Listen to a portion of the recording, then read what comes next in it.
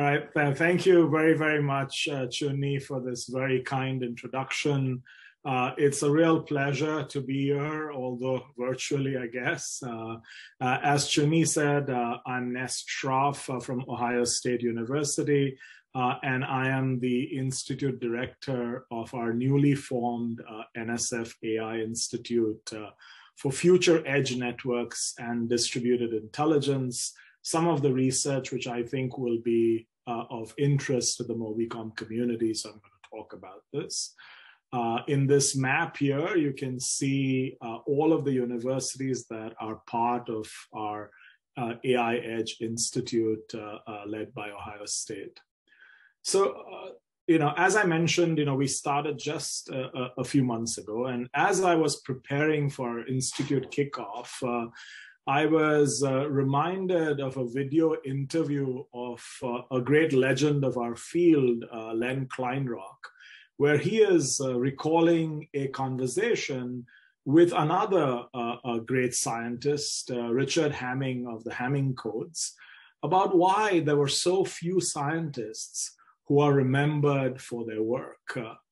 And Hamming's answer was somewhat discouraging, which is that most scientists simply don't work on important enough problems. And so, taking this lesson to heart, we have charged this institute to do the hard things and to hopefully make a contribution that will be remembered decades from now. And we are all very, very excited to be part of this journey. It's really an opportunity of a lifetime. So here is the outline of the talk. I plan to spend roughly half of the talk describing the institute and the research it plans to conduct that may be of interest to the broader MobiCom networking and AI communities. And then I'll spend the rest of the time focused on a particular recent case study that we have conducted on edge caching, where ML is really needed and important to improve the performance. All right, so without further ado, let's begin with the Institute vision. So as all of you, I'm sure know, networking and AI are two of the most transformative information technologies.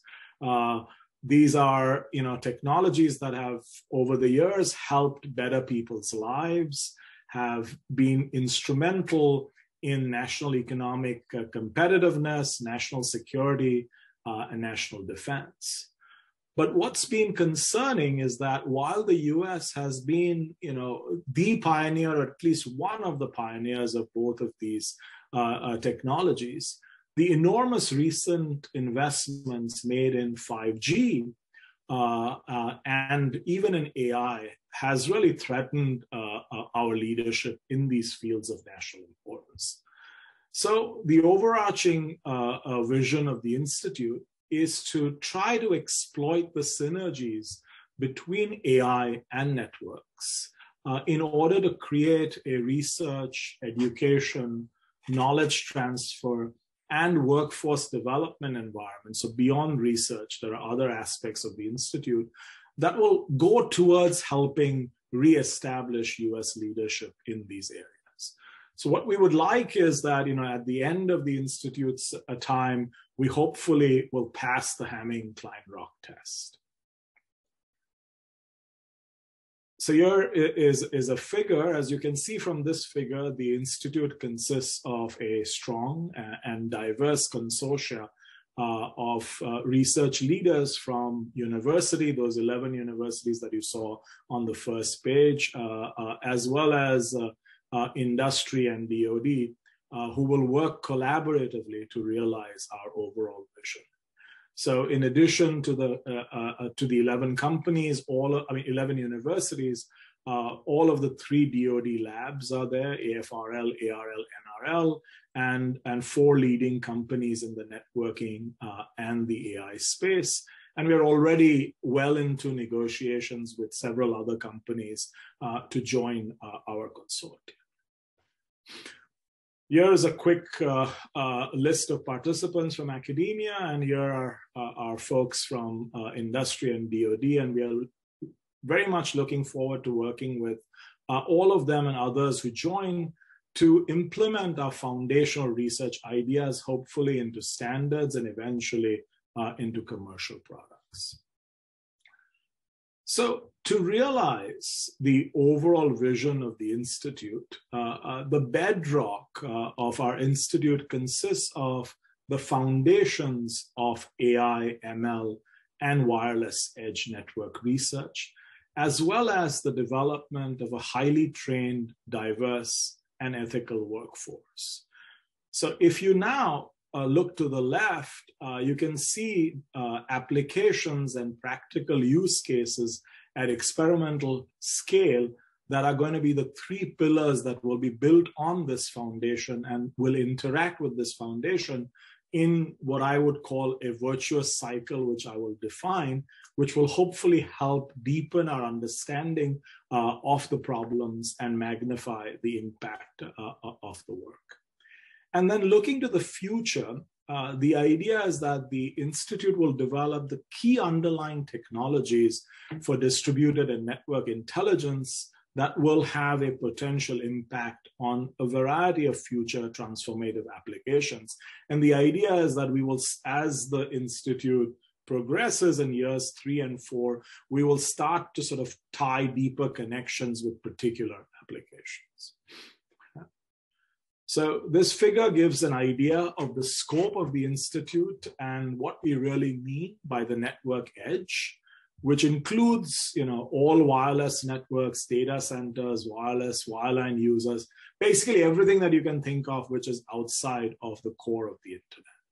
One of the reasons why we focused on the edge is that this is where we expect most of the explosive growth to take place. And another reason is that the edge is one place where we are not as constrained by legacy issues as you would be in the core. So you can see at the bottom of the figure kind of gives you a little cartoonish animation of the networking substrate, while the top is the cartoonish representation of our distributed intelligence plane. All right, so our research plan is organized across 8 thrusts that span 2 broad symbiotic research areas: AI for networks, which corresponds to thrusts 1 through 4, and networks for AI, which corresponds to thrust 5 through 8. And I'll briefly go over them later on. So it seems like Siri, for some reason, has picked up my voice, so I'm throwing my phone away. Let's go to the next slide, which is a very important slide, because what we would like is to make sure that all of the research that we conduct, all of our foundational research, is grounded in reality. And so the idea is that our research tasks will be enhanced and fleshed out by exploring 3 wireless edge use cases in depth. So these 3 use cases are ubiquitous sensing and networking, the interactions between humans, machines, and mobility, and the third one has to deal with programmable networks. These use cases, of course, are important in their own right, you can imagine. And what we've done is we've started to think through how to connect the research thrusts to specific experimental platforms. So you can see use case 1 will be implemented on the Powder Cosmos platform, etc. And also how to translate them so that they're adopted by our industry and DoD partners. And based on the interests of the industry and DoD partners, we've connected them to various use cases. Is right there. All right, so what are some of the key differentiators of the Institute? So we have several, but let me list 3 here. The first one is the development of new foundational AI. right? So it's clear that, with a lot of, AlphaGo and so on and so forth, there has been a tremendous amount of success that AI has seen, right? But while, the AI has seen a lot of success in different contexts, simply applying known AI techniques to networks will not help us solve our networking problems. For one, this would mean that we would be throwing away, decades of domain knowledge that we have learned up in networks.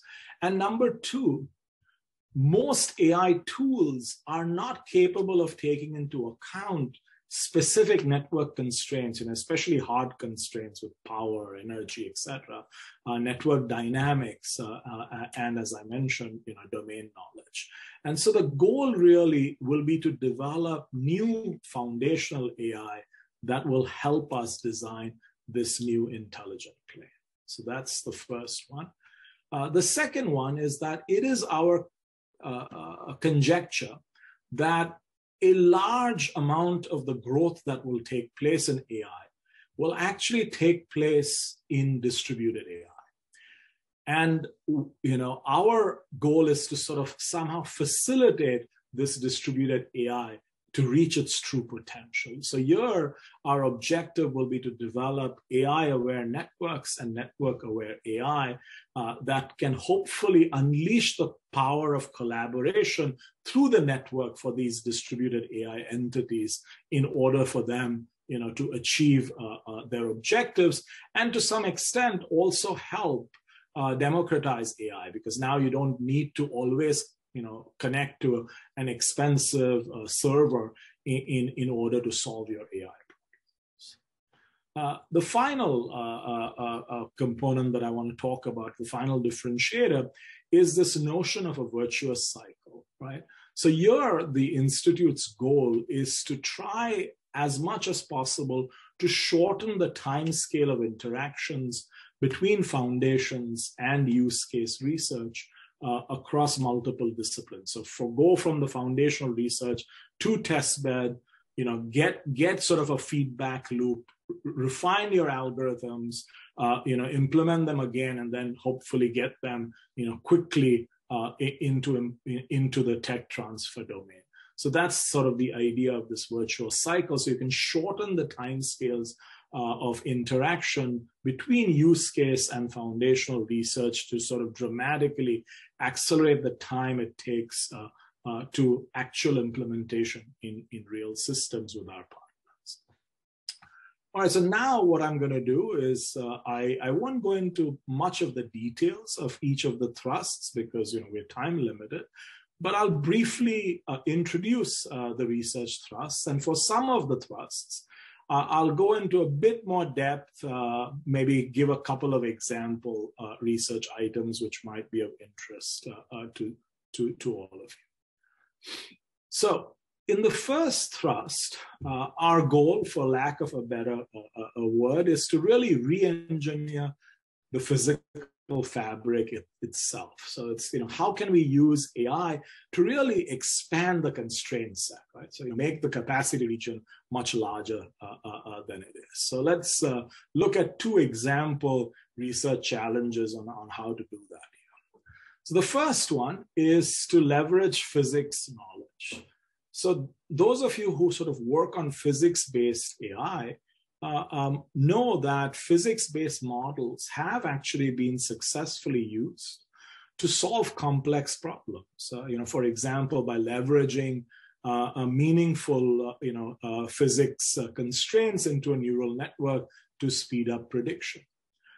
The big question is, can such models be used now to design machine learning tools to better estimate specific parameters that are critically important in wireless communications, multipath components, mobility, and then make initial guesses, provide boundary conditions, provide boundary conditions that might, for example, limit the amount of exploration that you have to do in your learning process. In other words, the big question is, can physics-based models be integrated with machine learning tools to help us really make better control decisions. For example, better beam searching, better beam forming, and also help substantially accelerate the convergence time of these algorithms, which really becomes a major issue when you're dealing with real networks. Another important research challenge here is the discovery of efficient codes. So as all of you know, coding is a very, very foundational aspect of networking. But over the decades, coding has really depended a lot on human ingenuity, where we've had occasional breakthroughs that have really advanced the field, like turbo codes, that happened a couple of decades ago. So the big question here is, can machine learning be really used to expedite discovery? And can these deep neural networks, for example, be used to expand the search space not only to linear codes, but also to nonlinear codes? And there are many, many challenges to make this happen. It's not simply just applying neural networks to the problem. For one, the number of code words is extremely large if you do this. Generalizability becomes an issue. If you train at one SNR and a small block length, how do you generalize to other SNRs and larger block lengths? So once again, to overcome these challenges, domain knowledge from communication, coding, information theory, networks becomes critical. And there are some very promising results in this direction by one of our teammates, Sewong Oh, in designing low latency linear codes for extreme mobility. Non-linear codes, I should say. All right. So thrust 2 is a very important thrust of our research. And here the goal is to really develop new AI techniques for optimizing resources under this expanded constraint set. So once again, let me kind of give you a couple of examples where interesting problems arise in terms of AI-based network resource allocation. Okay. The first is, how do you develop low complexity and sample efficient AI algorithms for networks? So here what we need really are new strategies to rapidly learn and adapt to unknown conditions, time-varying conditions. This is, of course, to provide efficient and timely operation of critical network services. Think of congestion control or fault management, etc. And also automated parameter tuning. So if you look at these cellular networks, a lot of the configurations are done repeatedly by human operators. And we have been collaborating through our UT Austin group with AT&T to make this all automated through AI techniques. An even bigger challenge is, how do you design machine learning tools for efficient and scalable network resource allocation that have low sample complexity? Because oftentimes the number of samples that you can get are very few, low compute and communication complexities. And how do these machine learning techniques account for different network environments, different network dynamics, different constraints? Things that we see in networks, which we don't typically see in traditional AI problems, could be non-stationary dynamics, hard constraints, and then of course with AI you have the potential of designing for multiple objectives, which becomes much harder to do in the traditional multi-objective sort of optimization type of problems. So once again, AI can play a very critical role. Another big challenge is, how do you deal with incomplete network information? So the reality is that oftentimes the data that you get when you're making networking decisions may not be enough to fully train your AI model, but you still have to make these networking decisions regardless of how much data that you have. So what you need to do here is to potentially develop multi-scale machine learning tools. So, one approach, I think Chuni has been looking at is to use local data for real-time control, but then use perhaps historical global data to determine and refine the policies. Big questions here are, can we say something rigorous about these types of approaches? Can these approaches give us, provably efficient performance? Can they be made scalable? These are all sort of, open problems that one needs to look at. Then the third thrust that we have is really about dealing with multi-agent, possibly non-cooperative entities. So here the idea is the following. While a lot of the techniques that we develop may work extremely well in what is known as a single agent settings, things could go very badly when these optimized agents interact. All right. For example, if you're, let's say, setting the handover threshold in cellular networks, if you do it in a single agent setting, you might basically get a threshold that is too low for a given cell. And what that might happen is that may be right for that cell, but could end up overloading the neighboring cells completely, right? So the problem, of course, is hard enough when everything is within, one entity, all the multi-agents. The problem becomes further exacerbated when agents may be adversarial or maybe competitive. The fourth thrust that we have, this is the last of the AI for networks thrusts, is about making sure that security is taken into the design of these networks from the ground up and not as an afterthought. Okay? So here there are a variety of different design problems to look into that are sort of listed here on this slide. I won't go through them in detail, but a meta question that we are looking at, and we are collaborating with some of our security folks, is, what are some fundamental trade-offs, if any, between performance and security? Can we characterize them to make appropriate sort of design decisions? Right. So now we come to thrust 5, which is the first of the networks for AI thrusts.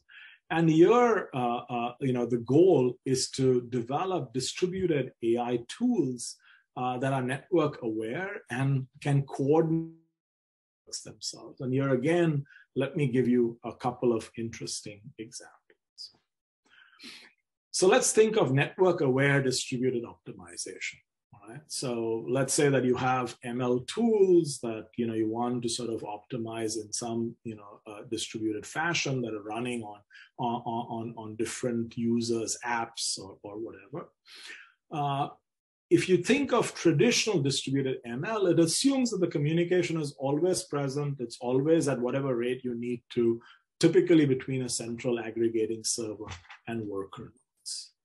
But if you look at the edge of the networks, these end users or workers are communication constrained devices. They might have heterogeneous computing speeds, might have unreliable connectivity. And so a big question here is, what are the fundamental trade-offs that one can get between communication efficiency and perhaps good machine learning performance? And yes, there is some very exciting preliminary work done by Gauri Joshi and others for stochastic gradient descent that shows that communication gains can be substantial by transmitting infrequently when the algorithms and the end algorithms are far away from convergence, right?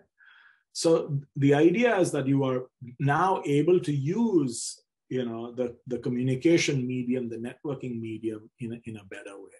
So big question is, can we design appropriate machine learning that can explicitly take network constraints, bandwidth delays into account? And can we further improve performance by overlapping communication, local computation, and even perhaps compression and coding, which is important parts of a second a big research challenge here is the development of efficient network-aware distributed inference solutions.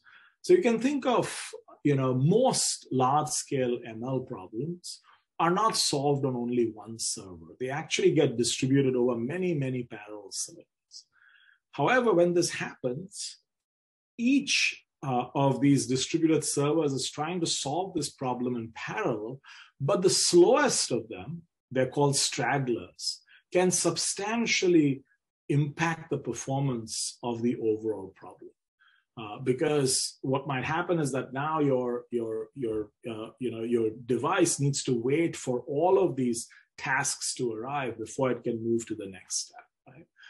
And practical solutions have significant limitations, things like replicating slower tasks, monitoring problems. You can show that many of them really don't work that well in practical situations.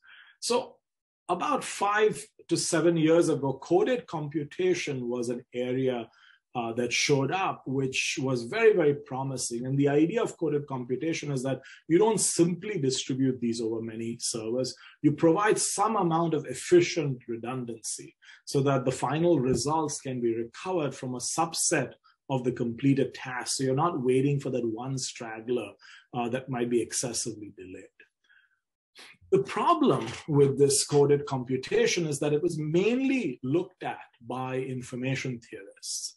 And so while it resolves the straggler problem, it may actually end up, we've done some practical experiments, increasing the overall completion time because each of the parallel job now becomes much more complex. So a big question here is, can coded computation take into account the structure of the machine learning problem so that each of these individual parallel problems is takes no longer than it would if you don't add this coding, okay? And there is some very exciting preliminary work that has been done by us and others in this regard. Indeed, it is possible. Thrust 6 is really about re-engineering networks that can adaptively allocate resources based on the needs of the distributed AI application. So here, we would have network operations for managing AI side uncertainty and dynamics, network operations for managing network side uncertainty and dynamics, and hopefully unifying them for distributed network operations for AI applications. So Thrust 7 deals with the following question, right? So while all of us would like to have fully automated systems, the reality is that at least in the foreseeable future, humans are going to be a critical component in these complex systems. And so Thrust 7 is really about how do you develop new collaborative methods across this human AI networks to make these overall systems more efficient than they would be by either humans or machines by themselves.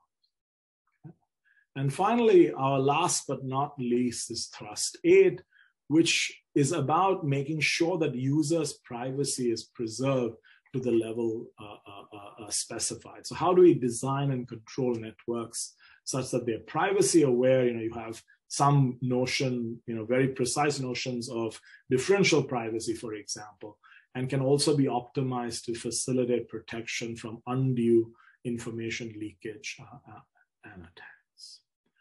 All right, so to summarize, there are lots and lots of fun and exciting problems at the intersection of AI and networks that should keep us engaged for a long, long time. However, I want to sort of bring up a story which has its roots in World War II that I hope sort of explains a little bit why it's important to read data in a meaningful way and use it in a meaningful way. So this is a story, from World War II, where the RAF lost a lot of planes to German anti-aircraft fire. And so they decided, let's go ahead and provide appropriate armor for them. But where to put the armor? So, the engineers and scientists said, hey, we should look at the data, and from the data, we should decide where to put the armor. So one obvious solution that they came up with was, hey, we look at the planes that return from missions, we counted up all the various bullet holes, and then we added armors in the areas that attracted the most fire. So here you can see, it seems like the areas that attracted the most fires were the wings of the planes. Seems like an obvious solution, except that it's wrong. Why? Anyone?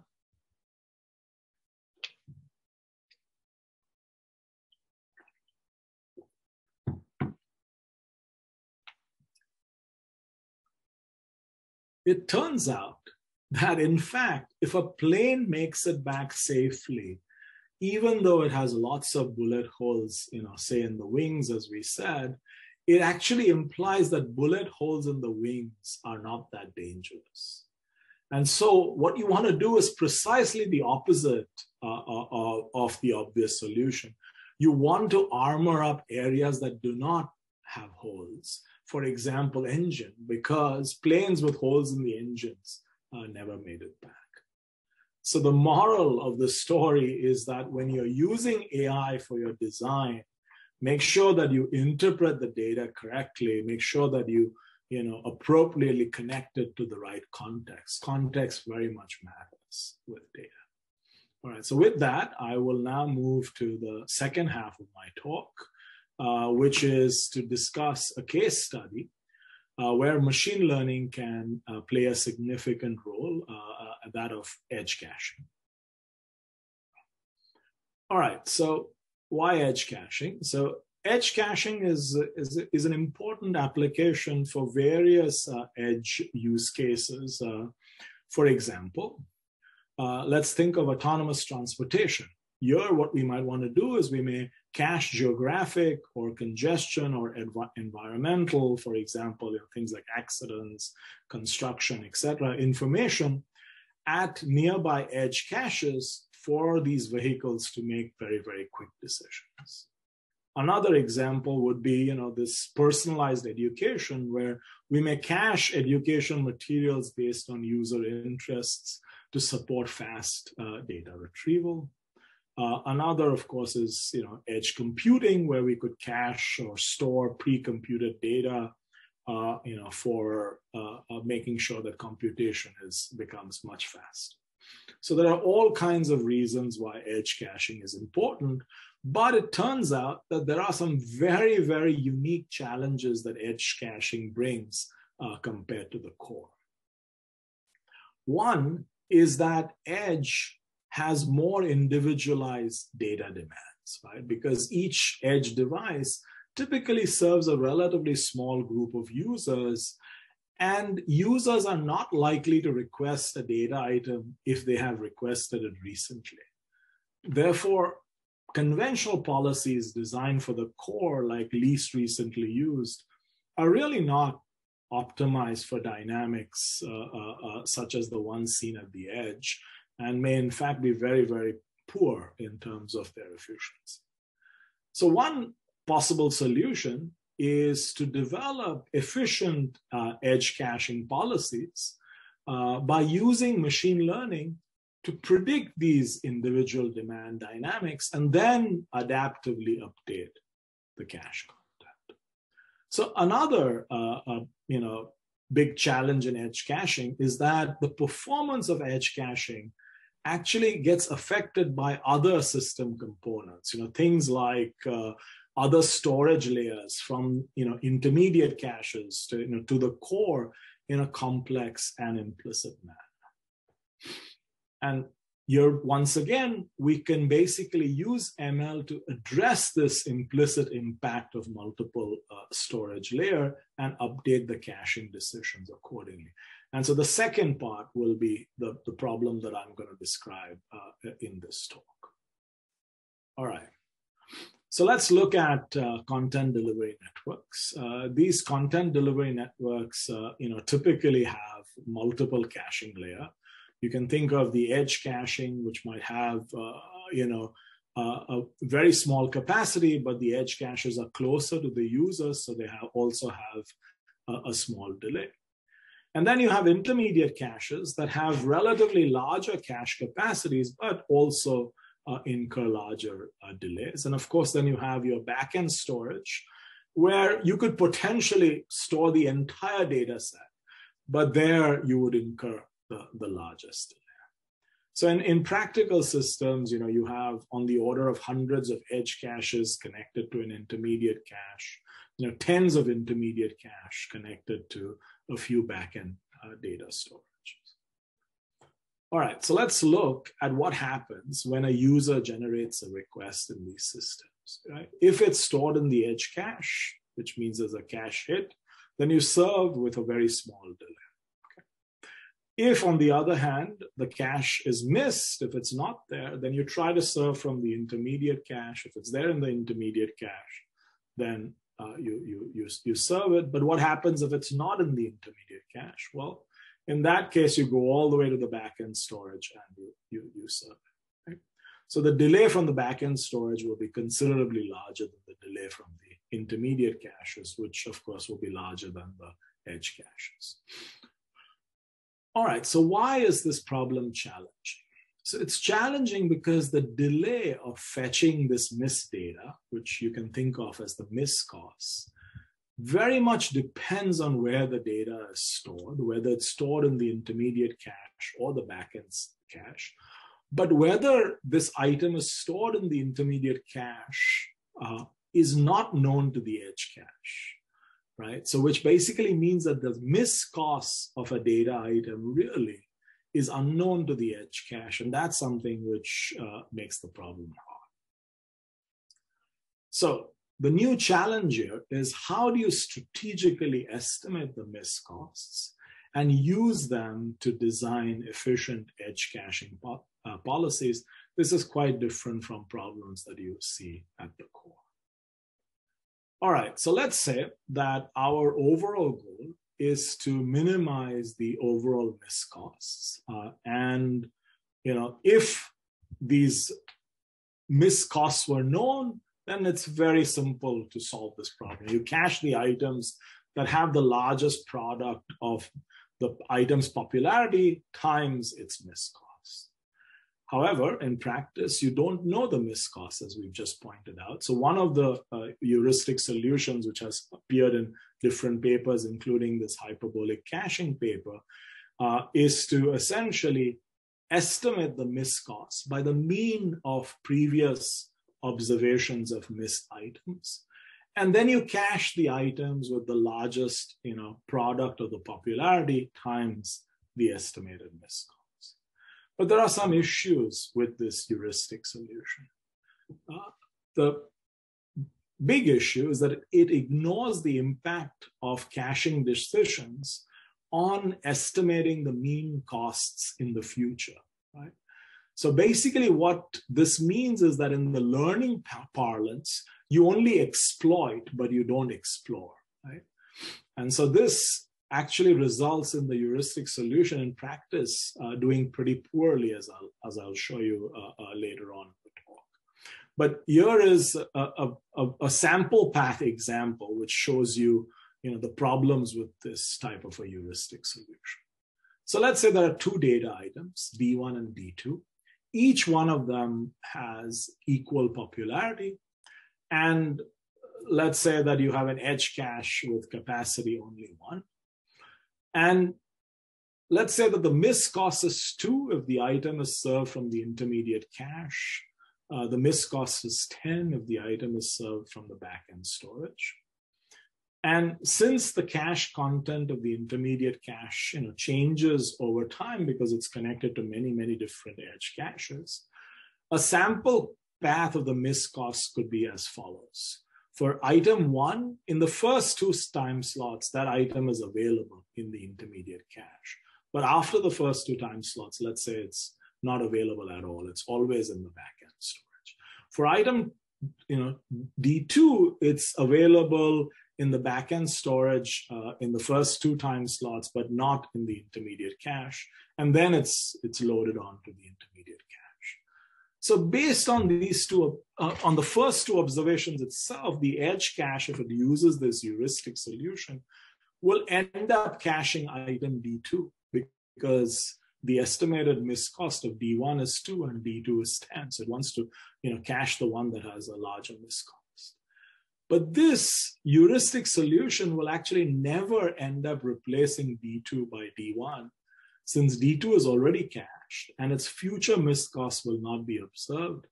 And the estimated miscost of D1 never goes above 10. It's always on average less than 10 if you look at this sample. And because of that, you end up with a very suboptimal solution. Right. So in designing efficient policies, there should be a natural exploration-exploitation trade-off. So what do we mean by that? Exploration, what it does is it intentionally introduces cache misses to observe more miscost samples to get more accurate estimates.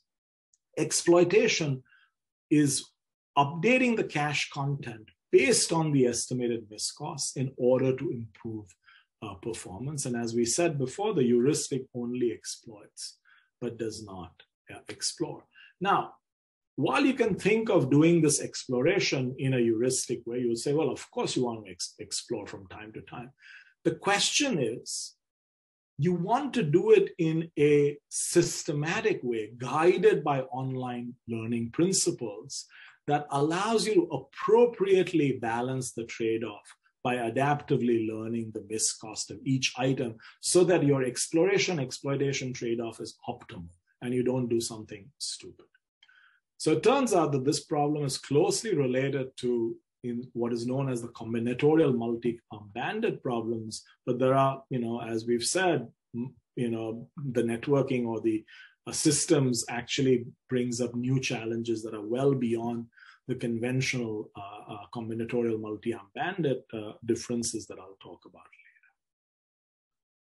later. All right, so let's first look at our model. Let's say that I have a set of M data items, D1 through DM. And for the purpose of this talk, let's just assume that the items all have the same data size, unit data size, and this can be extended.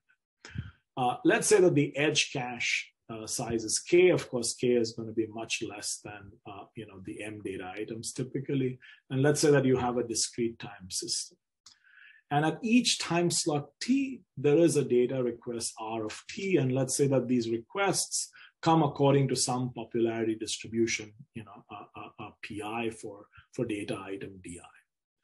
And the cost to serve DI depends on where it's fetched from. Again, for this talk, we'll assume that if it's in the edge cache, the cost is 0. It doesn't have to be. You can kind of put some thing, but it just makes the formulas a little easier to present in a slide. If cost is CI, if the data item is served from the intermediate cache, and the cost is CB if the data item is served from the backend storage.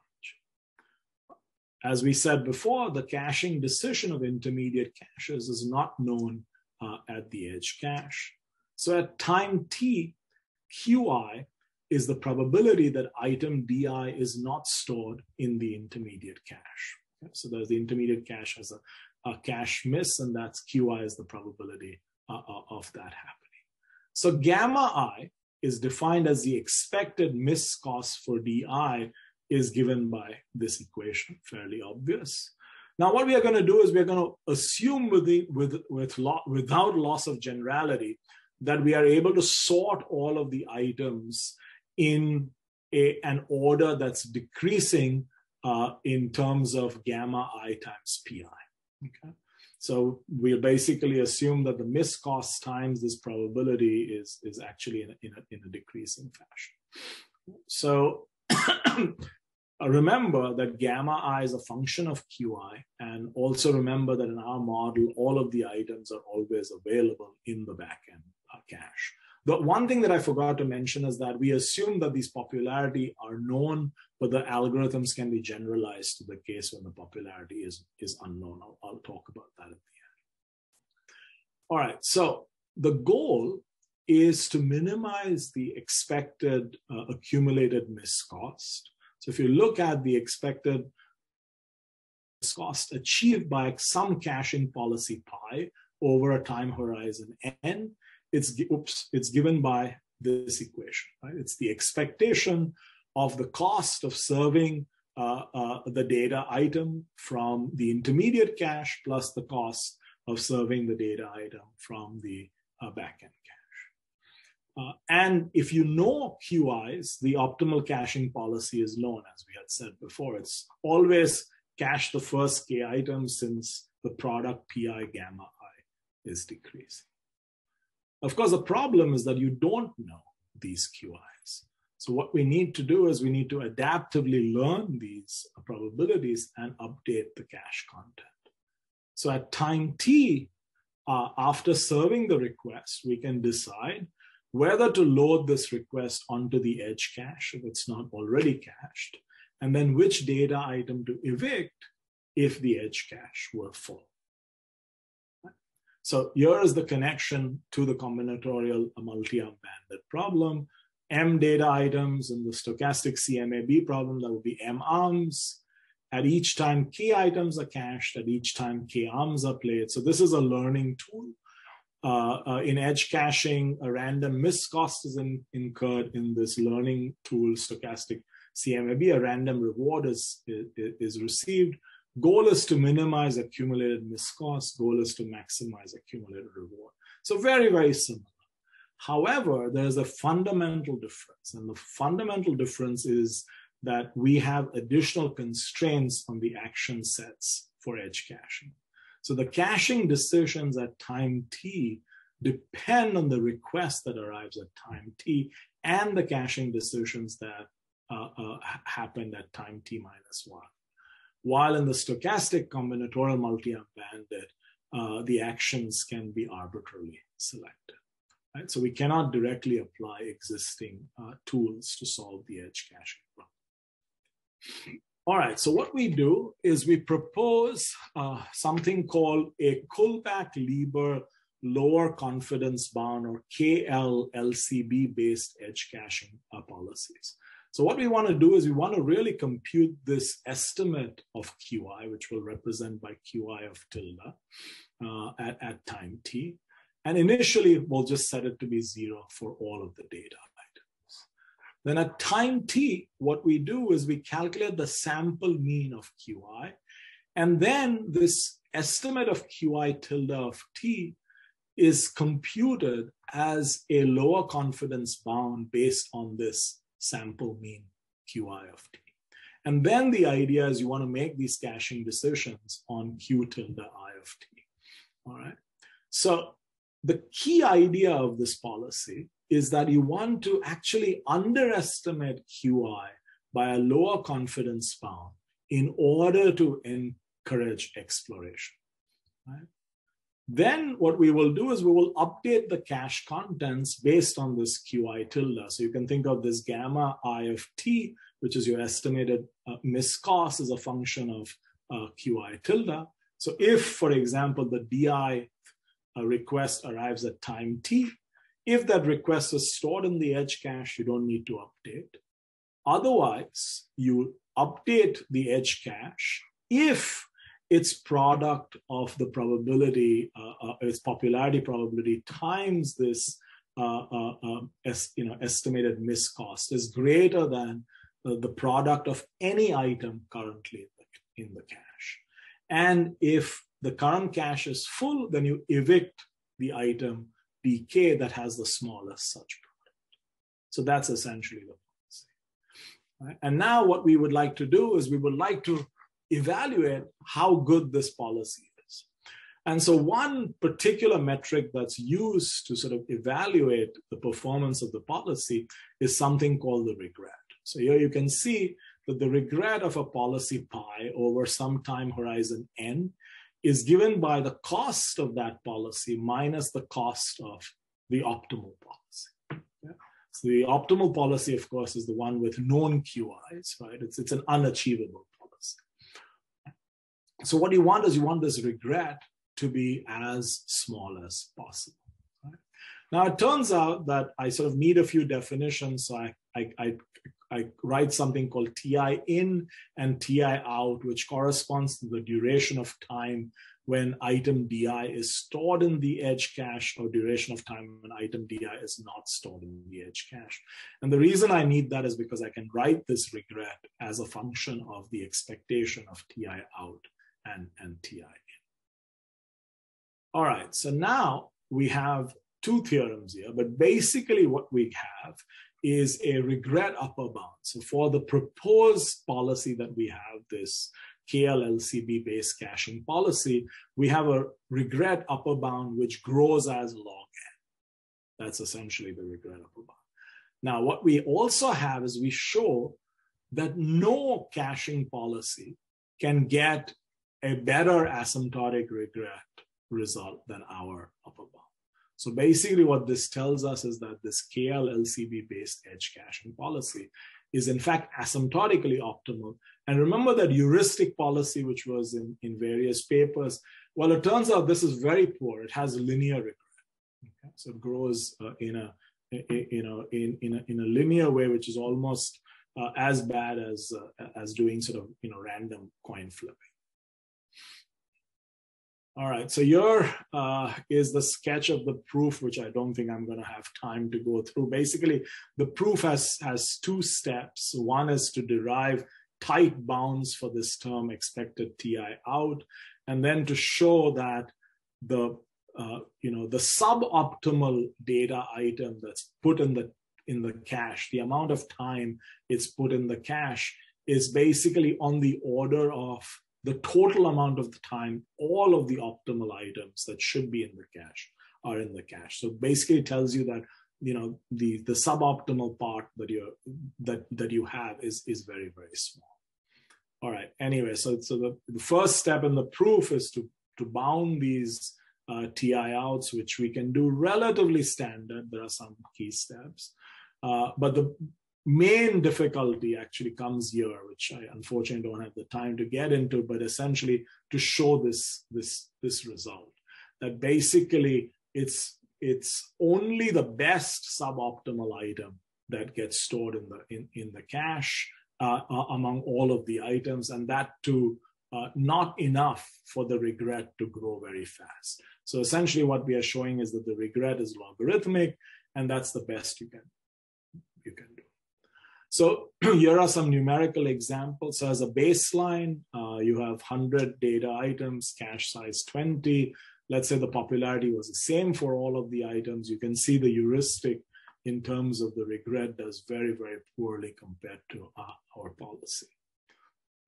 We now assume that the data popularity follows a ZIF distribution, which has been validated by numerous real data traces and web caching, Facebook photo caching in storage systems, etc. And once again, you see a very similar result, that our policy essentially achieves much, much better regret than this, used heuristic solution.